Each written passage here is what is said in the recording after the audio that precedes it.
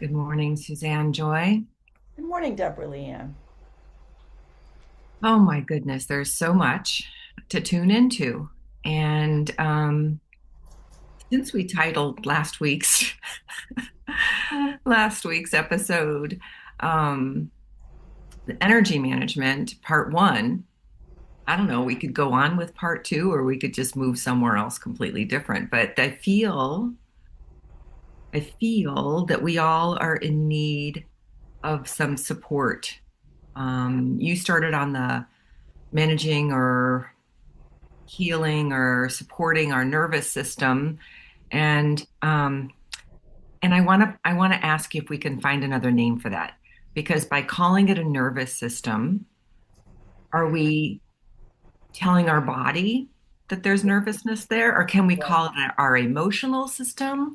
Can we call it our um, I don't know, what thoughts on that? It's all about senses, right?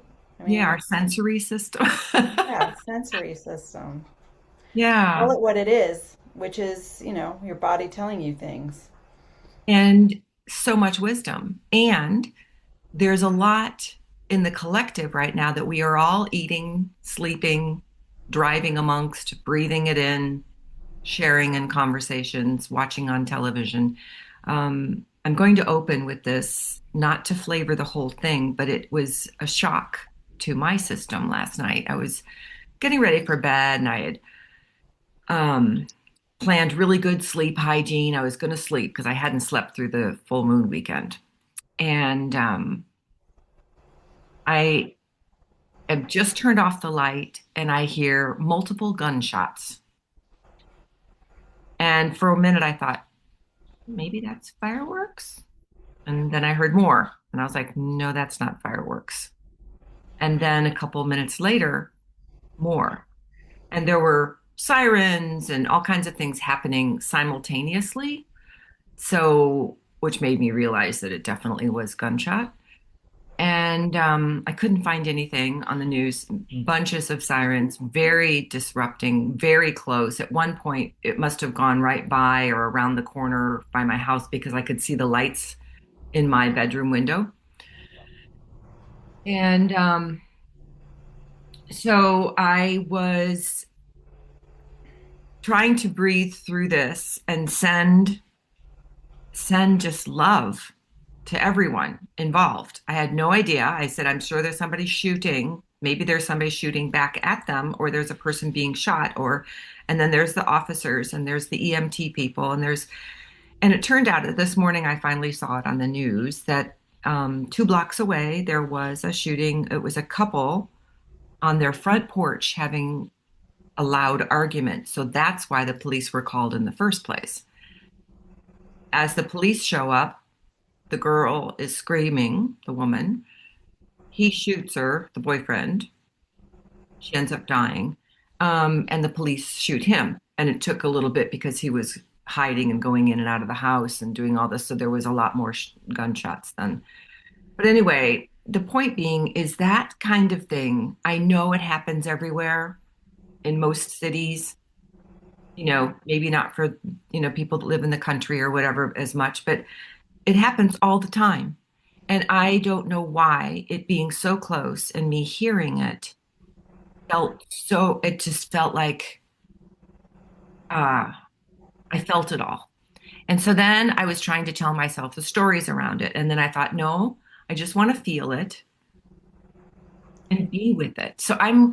What I'm wondering is if our listeners are also going through this overload of emotions where all of a sudden a song comes on and you just burst into tears, or a TV show and there's a line that just makes you, you know, brings up all kinds of memories like, oh, this person's been living in my house taking notes, or I don't know. I'm curious. Where are you with that? I feel as though the energy has allowed us to open back into our emotions. I'm seeing two crows looking at me now. That's so Oh, funny. hello. Hi there. I haven't seen birds in a long time outside my window, so that's really funny. Um, I know for me, I watched two very dramatic movies. I did not know that they were going to be that dramatic, but two dramatic movies that basically I felt everything. And it brought me to my knees in the theater, and it quaked even after. So I said, what is this being purpose? What's the purpose of this for me right now? And I know that I'm in a space where it's opening up my heart so that I am able to feel everything. Now, this is the kicker. When something is in resonance, you do reverberate with it. However, in learning about our system, we also can communicate with it and say, you're safe. This isn't your story. So I was watching I then ended up like watching the movie and going, okay, this may have been an old experience that you are akin to and very familiar with, and that is not part of our story now. And so I was able to use tools. I showered and just watched it all, clean off.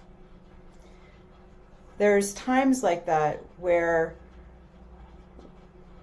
we can snap ourselves back into our center because of even though that's somebody else's experience or their play or their story or their movie or whatever you want to call it, but we're having ours, and we have to remember our story and get back into our bodies, aware of the situation, aware of what's happening with our body, and checking in with it and asking, is this something that needs to be an alarm for me for realizing something else that I Like, may what's need? the message here? Yeah, Yeah. what's the message, as opposed to just, like having it Letting ring. otherwise it just stays in there and goes round and round, and we don't have anything to do with that. Right. And So, so, so how do you, so this is my question, is because I feel like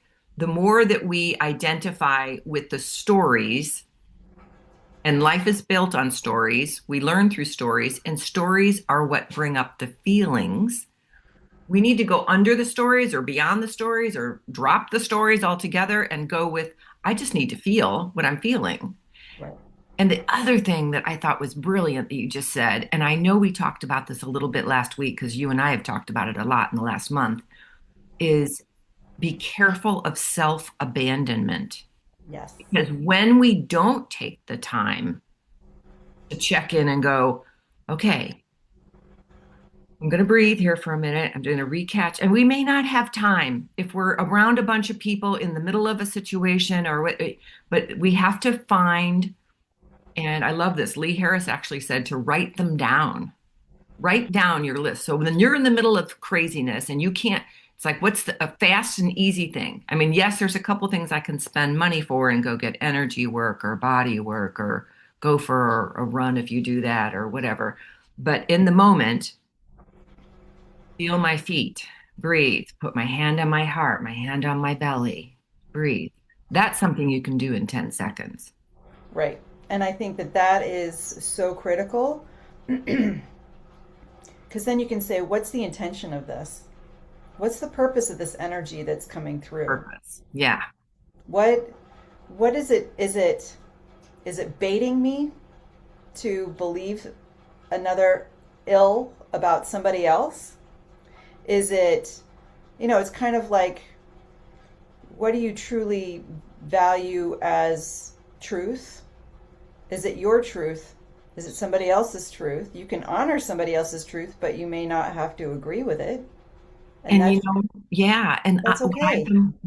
what I've There's been, no threat to no, you no. if you can honor your truth and you allow them to honor their truth. And that's And what I'm okay. noticing is where I maybe used to feel that way, used to Hmm. have that story, used Right. to be in alignment with that. And I'm like, oh, wow, I'm not that person anymore. And that story is no longer ringing true for me. Right. So the main thing I wanted to point out is we need to feel the feels because this is uncharted territory.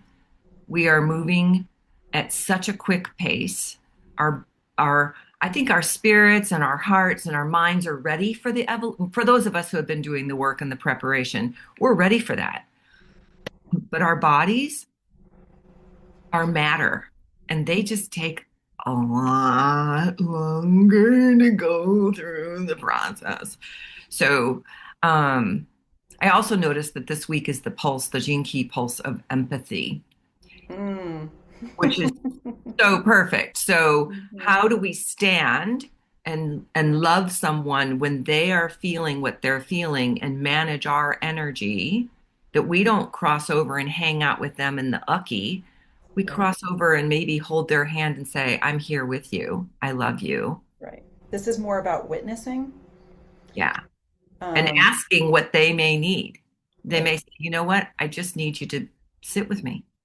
I don't need you to do anything. And here we're thinking, oh, if I make them dinner and I do this and, you know, Just ask the question. isn't that funny how we think we know more than what other people know? And we think we know about our bodies. So I'm learning really good to ask. I'm like, oh, I think I want a cup of coffee. And my body goes, water. I'm like, really? Okay. All right Yeah. then. So Yeah, it's been a very interesting week of really tuning in. Not just tuning in, direct connect there, but literally tuning in with the masterpiece, which is our bodies. yeah, divine And design. I love that. yeah. Yeah. It's the other thing I want to say that felt um like a little spark of hope is in listening to a lot of the intuitives and the astrological folks I listen to and teachers is the mystical teachers. They're all seeing something really beautiful Hmm. that we're moving into. And this is the composting stage, right? The birth canal. This is the messiness. And this is where we don't see, we just have to go into it with trust.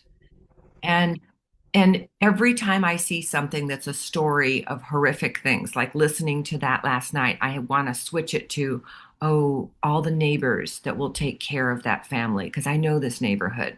All of the people that tried to save her on the way to the hospital, all of the people, the good people that called the police while it was just in an escalation phase. Right. Well, and I So- think And that, there's so much good that's going yep, on that we don't see because right, the headlines are also negative. right. And I think that that is where we get to really tune in to find the helpers, find the Mr. good Rogers. things, find the good things that are happening because the news isn't going to be advertising that, people. Like they want to aggrandize the Yeah. catastrophe. And then no wonder half of our population is like, oh my God, it's all going to hell in a handbasket. When in actuality, the day to day, mundane, beautiful lives that we are living, you are going to give a cup of sugar to your neighbor. You are going to be there to be a listening ear.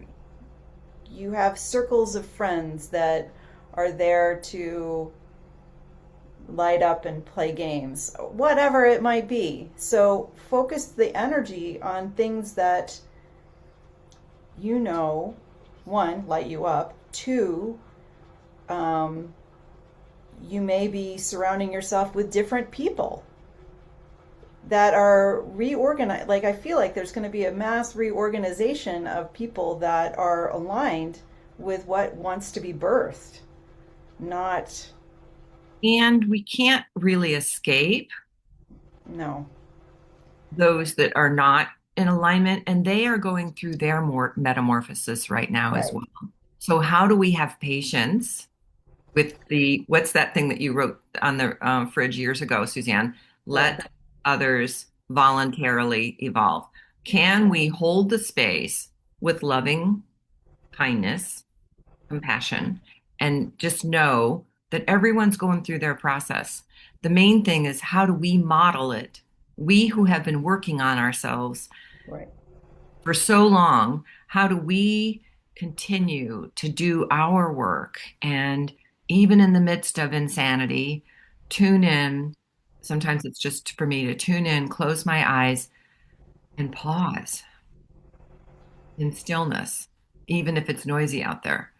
So, and then find whatever it is that brings you those joys, like you were saying, Yep. if it's music or movement or so.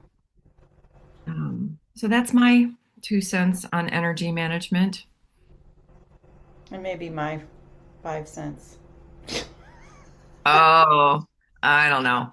So, questions, comments, suggestions are all welcome, and we appreciate the opportunity to share this with you. And until our next time, Much love. take good care.